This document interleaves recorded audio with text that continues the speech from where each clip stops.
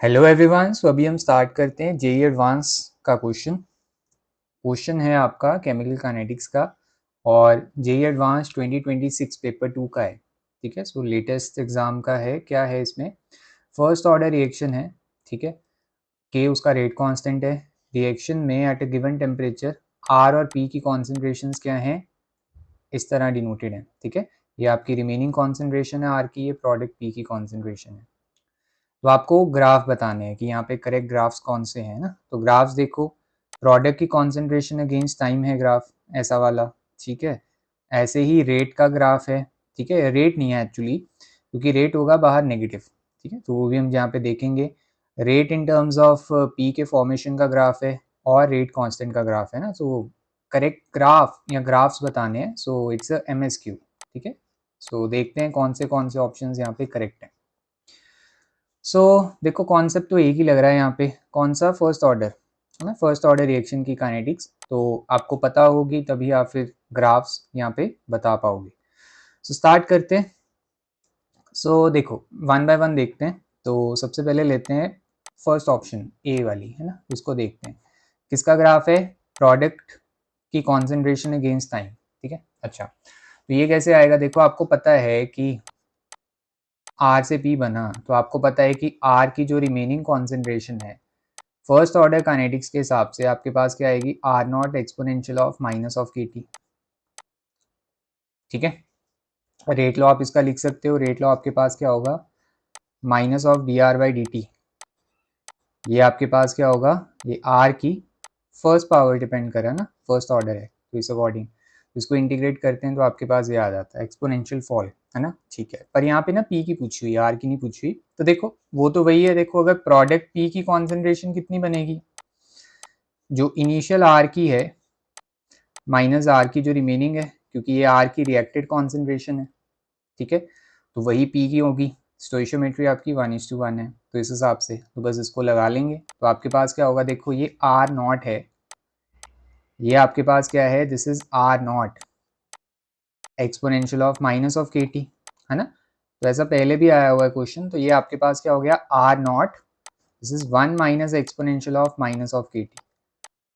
तो मैंने ऐसे क्यों किया? क्योंकि इस इक्वेशन के अकॉर्डिंग मैं क्या कर पाया, मैं यहाँ पे प्रोडक्ट की कॉन्सेंट्रेशन को टाइम के अगेंस्ट लिख पाया ना। देखो, बाकी चीजें कांस्टेंट है ना। तो इस तरह का ग्राफ बनेगा, मतलब इस इक्वेशन के अकॉर्डिंग ग्राफ बनेगा। इस इक्वेशन के अकॉर्डिंग कैसा ग्राफ बनेगा? ये क्वेश्चन आपका पहले आया हुआ है। ठीक है, तो इसका ग्राफ ऐसे बनता है। देखो, जैसे हम टिपिकल नहीं बनाते कि प्रोडक्ट की कॉन्सेंट्रेशन बढ़ी एंड इस तरह सैचुरेट करिए, इट्स लाइक दिस।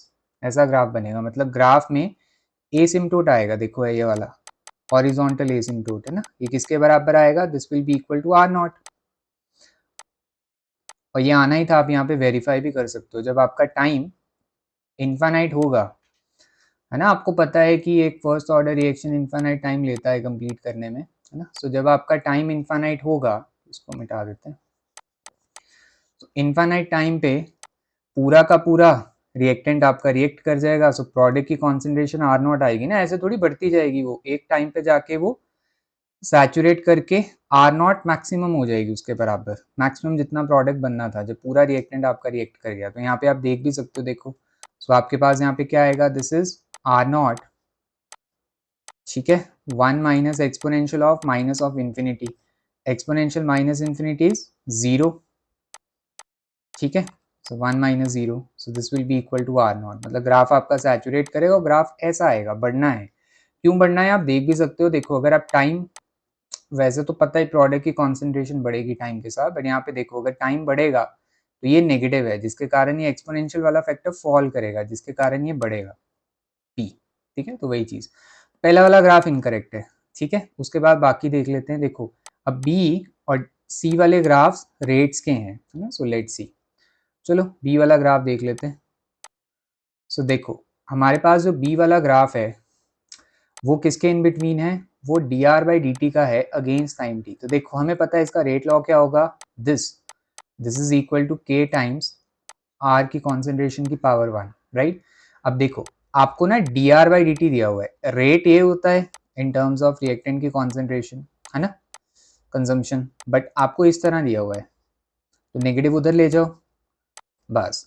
तो आपके पास अगेंस्ट टाइम ही तो प्लॉट करना था, तो देखो ये तो स्ट्रेट लाइन आ गई, this is Y, this is X with the negative slope. Slope किसके बराबर आएगी, नेगेटिव के मतलब इसका अगर मैं ग्राफ बनाने जाऊं D R by D T का, तभी नेगेटिव साइन का ध्यान रखना था, ठीक है, फंसाने के लिए ये। तो अगेंस्ट आर, आर ही था ना अगेंस्ट आर, सो यहाँ पे आपके पास आएगी नेगेटिव स्लोप। मतलब मैं इसको ऐसे दिखाऊंगा, ओरिजिन से स्टार्ट करता हुआ लाइक दिस, तो ऐसा ग्राफ आएगा। तो गलत दिया हुआ है, ऊपर दिया हुआ है, ठीक है, तो नेगेटिव साइन का उन्होंने बेसिकली आपसे पूछना था, सो ये गलत है ग्राफ, ठीक है। सो अभी तक ये दोनों ग्राफ गलत हैं।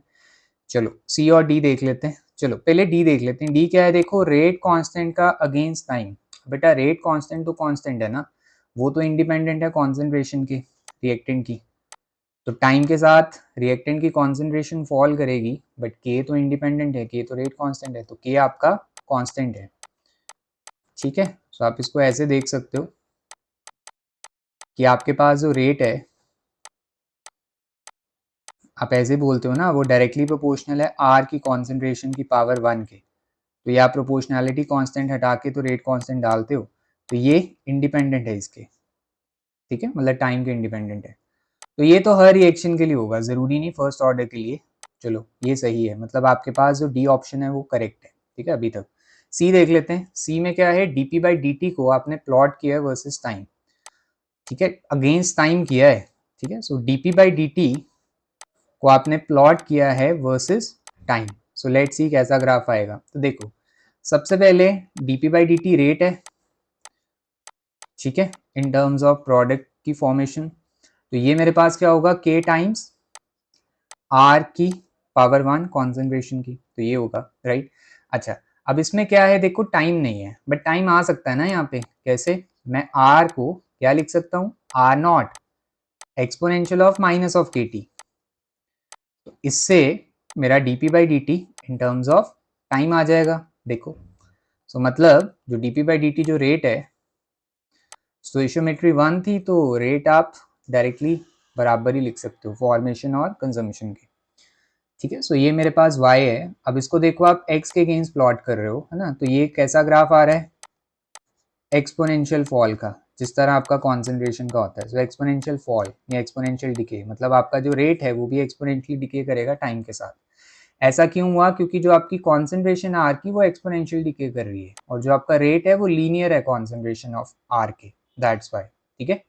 बाकी सब देखो कांस्टेंट ही है इस इक्वेशन में, बस टाइम के से आपका एक्सपोनेंशियल फॉल आएगा। सो मतलब अगर मैं ग्राफ दिखाऊं, जैसे आप आर का अगेंस्ट टाइम दिखाते हो, वैसे ही आप यहाँ पे D P by D T का अगेंस्ट टाइम दिखा सकते हो। तो आपका एक्सपोनेंशियल फॉल, मतलब यहाँ पे पहले मैक्सिमम रेट होगा, वो ऐसे फॉल करेगा एक्सपोनेंशियली, ठीक है।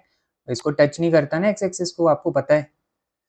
यहाँ पे भी एसिम्प्टोट आता है जैसे एक्सपोनेंशियल ग्राफ का आता है। सो मीन्स आपके पास जो ग्राफ आएगा, यहाँ पे भी टच नहीं कर रहा, तो आपके पास ग्राफ आएगा ऑप्शन सी एंड डी, है ना। तो मतलब आपके जो करेक्ट ऑप्शंस हो गए, they are option C and D for this MSQ, ठीक है। तो ये दोनों तो आप पहचान लेते, इसको थोड़ा ध्यान से करते नेगेटिव साइन को देखते हुए, ठीक है।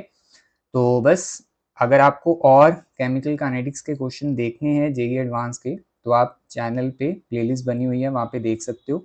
अगर आपको अच्छा लगे तो आप सब्सक्राइब कर सकते हो। सो बाय।